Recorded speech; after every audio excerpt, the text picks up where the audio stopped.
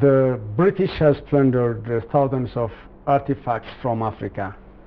From Ethiopia alone, hundreds of artifacts were stolen from Magdala by the British. That includes a number of tablets believed by Ethiopian Christians to be the dwelling place of God on earth, a symbol of the Ark of the Covenant. Now there are Ethiopian campaigners who have identified about a dozen of UK institutions that own Ethiopia's heritage, from the Victoria and Albert Museum in London to the Royal Library at Windsor Castle to a regimental museum in Halifax. Once the French President Emmanuel Macron has expressed his determination that the return of African artifacts would be a top priority for his administration. How about the UK? What's the position of the UK in returning African artifacts? Here with me is British Ambassador to Ethiopia, Alastair MacPhail, to brief us of this top agenda and bilateral issues between Ethiopia and the UK. Welcome to the studio, Ambassador. Thank you very much. Hello viewers, I'm Daniel Kasahun with this discussion on ETV language. Stay with us. How about the UK in returning African artifacts? What's going on? Well, as you said yourself, there are a number of Ethiopian and other artifacts in British museums. It is a fundamental principle in the UK that museums operate without political interference and independently of the government. So these decisions about return of artifacts are for the trustees of the museums in question. We took part in the discussions between the National Army Museum and the Ethiopian government for the return of some remains of Emperor Tewodros recently, and we continue to encourage discussions between museums in the UK and the government of Ethiopia. Excuse me. I know that the director of the Victoria and Albert Museum, Tristram Hunt, is very interested in continuing to discuss these issues with the Ethiopian government, and I look forward to seeing those discussions happening soon. Some of the museums are proposing that the artifacts can be returned to the respective countries in the form of loans. Do you think that it will be fair? Well, I'm not an expert in the looking after of ancient artifacts. Mm-hmm. So I assume that the museums are doing that for very good reasons. Mm-hmm. What do you think would be the reasons behind? I think that one of their primary reasons would be whether there are suitable museums to hold the artifacts so that they don't deteriorate in their condition. But also I'm sure that there are statutory requirements on how they are able to remove artifacts from museums anyway. Recently the UK had returned, as you mentioned it, 2 locks of hair of Emperor Tewodros after 150 years. How do you think that both countries can work together for the return of other Ethiopian heritage to their origin? I think that, as I said, the dialogue should continue. We are happy, together with our colleagues in the Department for Culture, Media and Sport in government. They're in charge of relations with museums and cultural institutions, to facilitate discussions between the Ethiopian government and the British museums concerned. You are also criticized of taking top brains of Africa. In brain drain, you are criticized. What do you comment on that? I'm not sure I understand the question. What do you mean? In brain drain, Africans are losing too much, and you're taking the well-educated personnel of African professionals. Well, I think that the situation is that the UK is somewhere that people want to work. We recruit, whether it's to universities or to companies worldwide. It's not confined to Africa. And if people want to come and work in the UK, we will make sure that they are able to. But I'm not aware of any campaign particularly to target a certain area. 4 months ago, I had an interview with your predecessor, Susanna Moorhead, here at this studio.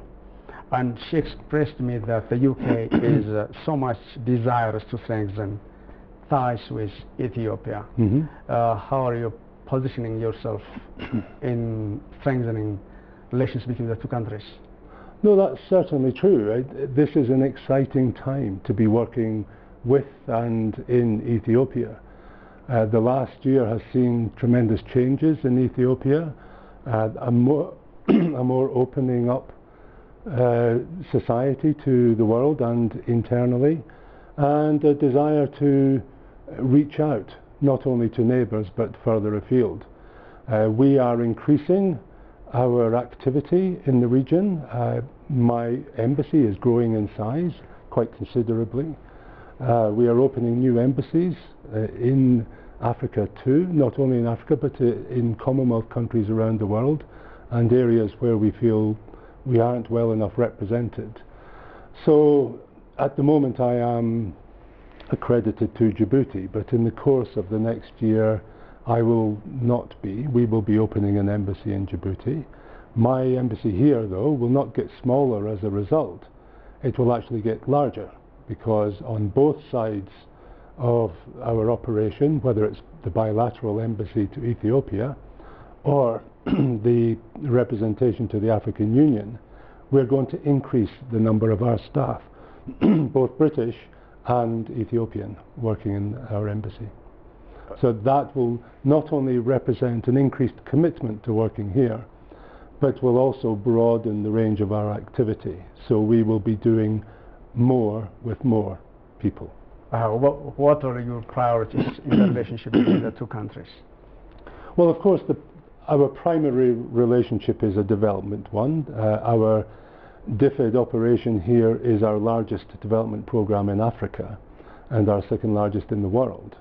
So that will always, of course, be part of the main activity here: reduction of poverty, relief of humanitarian need, and to encourage development. But we will also move beyond that into greater partnerships for trade and investment, and the Trade and Investment Office in the embassy will also grow. We will increase our political partnerships too.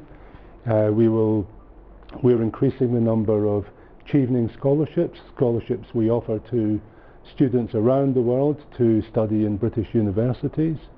So they're right across the range of bilateral activities. We will be increasing our efforts. How about in relation to the reform happening in this country? Do you have something special? Well, there are a number of reforms we are interested in, and we are working closely with a number of ministries in the Ethiopian government to help build capacity, to help with reform. And of course, it's appropriate, I guess, to discuss in this place. We are very interested in media freedom. And although media freedom is under attack around the world, one thing that's interesting about it... We'll get to there later. How about in peace and security?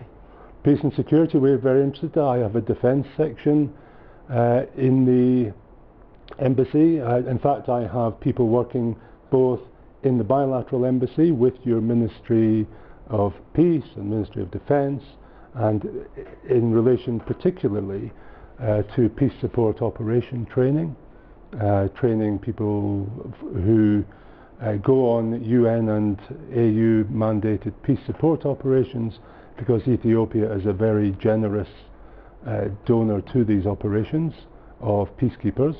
And also when it comes to the way other security organs work in in Ethiopia, we're very happy to collaborate there too. This reform that we mentioned is under challenge, Mm-hmm. particularly in peace and security. What do you recommend?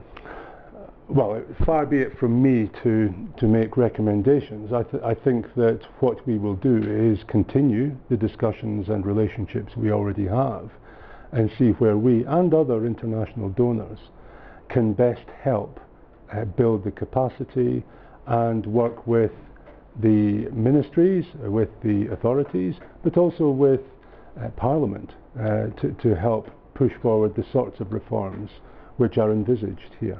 How do you think that reforms like this in Ethiopia can be deep-rooted? These things take time. You have seen fantastic changes in Ethiopia in only 1 year, with peace with Eritrea, with the friendships in the region, the breaking down of barriers between the countries of the region, but also the release of political prisoners, the release of journalists, the welcoming back of political opponents. There is a lot happening very quickly, and while this is exciting, you're right, how do you make this deep-rooted? And the best way to do that is to demonstrate that it is for everyone, so that the people feel a sense of ownership, so that it is their reform too. The difficulty with change programs often is that people feel it's being done to them rather than with them. So if there's a way of bringing people, the society, along with the leadership, then that is one way of making it succeed and last. What do you tell me about the Ethiopian Airlines? Recently its plane crashed and all the passengers passed away. What do you tell us about the reputation of this airline?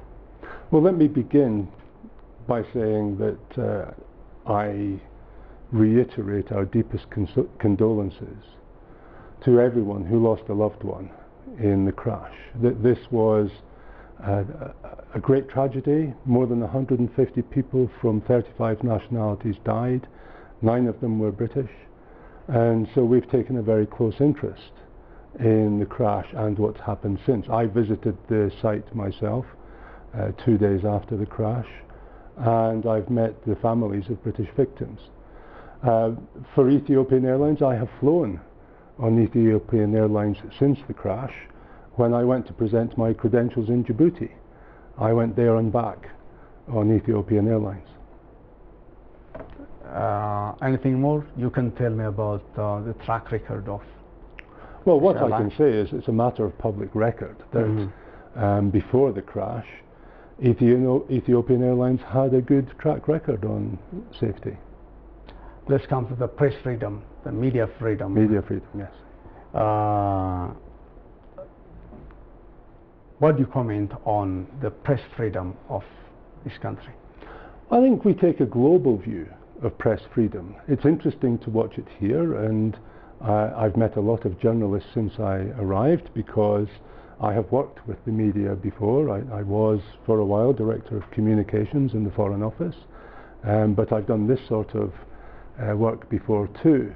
Our Foreign Secretary in the UK has announced last week a media freedom campaign together with the Canadian Foreign Minister. He announced that Amal Clooney, a prominent human rights lawyer in the UK, would be a special envoy and would convene a panel of legal experts. This is because we believe that media freedom and freedom of expression in general are fundamental to a functioning democracy. People should be able to access good information. They should be able to discuss and debate the issues of the day. They should be able to challenge their governments on the basis of good information from a well-informed media. And it is a fact that at the moment the media is under attack worldwide. According to Reporters Without Borders, last year more than 80 journalists or media workers were killed around the world. More than 300 were detained, and 60 are being held hostage. These are figures we should be concerned about. And so for us, it's a global effort. Here, I haven't been here very long, of course, but here we intend to work very closely with Ethiopian media and authorities and NGOs and anyone else who is interested in media freedom to see how we can help promote media freedom. We're going to participate in World Press Freedom Day on the 3rd of May. Our Foreign Secretary is going to host. How do you think that you can help? Oh, there are many ways. In the last 2 years, we have trained over 100 journalists in Ethiopia. There are other ways we can help too, by looking at, or helping to look at, how the authorities are going to encourage the space which is open to the media, to make sure that there isn't some sort of regression to greater censorship, that people who voice opinions are not penalized for communicating those opinions. So, like I said, it's a mixture of media freedom, but freedom of expression in general. And we have a number of different programs which we will be developing in the course of this coming year, now that we have announced this new campaign, and they will be taken forward by different departments in our government, including the departments who are represented here in Ethiopia. So this is a start of a new strand of our relationship. As I said, we're extending and expanding our relationship with Ethiopia, and media freedom is going to be an important part of that. And incidentally, in my own embassy, I will be expanding my communications team as well, as part of this general effort. How do you think that ethical media can be built in this country? I think that for an ethical media to be built, there are two sides of it, of course. The law must be free enough to allow journalists to operate without fear of extreme censorship, or even fear of their lives for saying what is actually happening. The truth should be expressed. But equally, there are responsibilities on journalists too, to abide by laws. So there is a question about how fit the laws are to allow media freedom and press freedom, so that journalists aren't worried about the boundaries of the freedom of the expression. As you know, Addis Ababa is a seat for a number of diplomatic missions here and various international institutions, Yes. including the headquarters of the African Union and the UNHCR. Yes.